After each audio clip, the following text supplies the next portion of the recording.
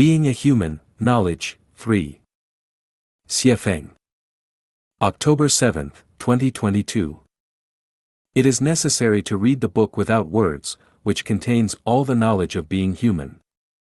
Reading the book without words is a way to communicate with nature and have a dialogue with the greatest creator. The knowledge accumulated by humanity, apart from books that reveal the mysteries of nature such as mathematics, physics, chemistry, and biology, is mostly garbage. The knowledge in fields such as politics, economics, sociology, history, and humanities distorts reality or provides short-sighted explanations of certain eras or phenomena. They are not sufficient as the basis and reference for being human. For example, the popular trend of success literature in recent times is nothing but harmful. Even philosophy, which is a mental game, is not a necessary condition for being human. All things and phenomena in nature are books without words, and all the joys, sorrows, separations, reunions, and changes in human society are also books without words. Reading the sky, the earth, people, animals, plants, insects, and microorganisms, as well as social phenomena, is reading the book without words. People may deceive each other, but the book without words will not deceive. Therefore, it is best to listen less to what people say but rather listen to what the universe and all things are saying. Embrace your fate. Nature presents an array of forms, and the inherent nature and trajectory of each life form are predetermined from the day of its birth. Throughout countless millennia, no life form has altered its fundamental nature and life path. Although humans possess thoughts and creative abilities, fundamentally they are no different from the countless other life forms. From the moment of birth, each person's life's merits and demerits, fortunes and misfortunes, and life's trajectory have already been predetermined. Trying to change this destiny is equivalent to choosing one's parents, the era of birth, and the environment, which is entirely impossible. Therefore, accepting one's destiny is the best choice. Accepting one's destiny leads to contentment, understanding, adaptability, happiness, and even spiritual enlightenment. Not accepting one's destiny leads to impatience, anger, resentment, setbacks, hardships, and calamities. Follow your nature. Following your nature means doing what you genuinely like. However, people generally cannot follow their nature due to considerations for the needs of those around them, supporting their families, social responsibilities, legal constraints, public opinion, and more. Those who can truly follow their nature are few in number. Nature is Buddha, and following your nature is being a Buddha. Nature is celestial being, and following your nature is being a celestial being. What does it mean to follow your nature? If you desire to own a luxurious mansion and have several servants serving you, it is not following your true nature but rather succumbing to vanity and desire. It is following your ego and conforming to society's values. To follow your nature means that if you want to sing folk songs on the street in the middle of the night, you can do so. If you want to commute naked on a scorching hot day, you can do so. If you want to stay away from someone, you can do so. If you want to get close to someone, you can do so, and so on. Do not imitate others or take them as your role models. Never try to learn, imitate, or become someone else. Each person is unique, and no one can ever become another person.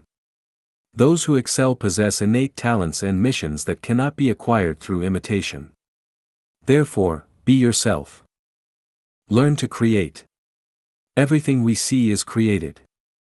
Creation is the source of joy and vitality in life. True sweetness and happiness do not come from material pleasures but from spiritual and mental enjoyment. Creation is the primary source of spiritual and mental enjoyment. Therefore, strive to create something out of nothing and make efforts in creation. Look at the super-celestials of the Celestial Islands continent, each one of them is skilled and adept at creation. Even the infinite vitality they manifest is a result of their creative thinking. Do not chase after trends. Trends may come forcefully, but they will eventually turn into bubbles. For example, the trends of buying houses and cars, farmers rushing into cities, or college students striving to become civil servants, these endless waves of trends. If one's life does not settle down and instead constantly chases after trends, their life will be reduced to a bubble. Accumulate energy throughout life. To achieve great ideals, one relies on abilities rather than luck. To ensure a worry-free life in terms of livelihood, clothing, housing, transportation, aging, and illness, one relies on personal abilities. Depending on the nation, the government, the system, or future generations for support is a gamble in life. All reliance on the external world is a gamble in life. Relying on the moral and ethical values preached by human culture to achieve one's beautiful ideals is an illusory and beautiful mirage. Therefore, lifelong energy accumulation is essential.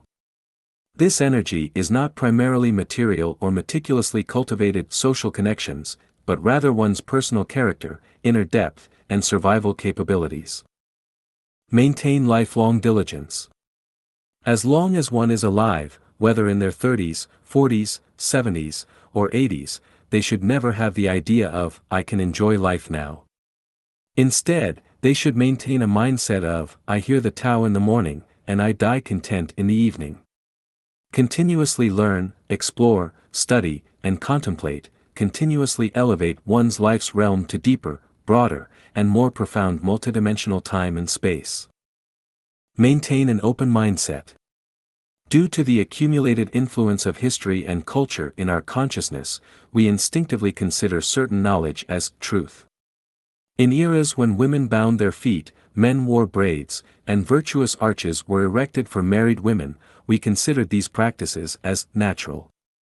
In certain specific periods, we may even consider unmarried cohabitation as a crime. Such distorted perceptions tell us that what we staunchly defend may be the most ignorant thing. The era is progressing, and humanity will eventually break free from the ignorant prejudices and move towards civilization. What is universally accepted today, when viewed from the perspective of future civilization, will be recognized as incorrect. What is considered right today may be found to be wrong tomorrow. Therefore, it is necessary to maintain an open mindset as a human being. Do not feel the need to condemn or attack present irrational phenomena or events. All knowledge representing civilization may appear irrational and unreasonable during periods of ignorance. Decades or centuries later, people will realize that those thoughts and things considered wrong today are, in fact, the most reasonable and rational phenomena. The summaries provided in Being a Human Knowledge, 1, Being a Human Knowledge, 2, and Being a Human Knowledge, 3, offer initial guidelines and standards for being human.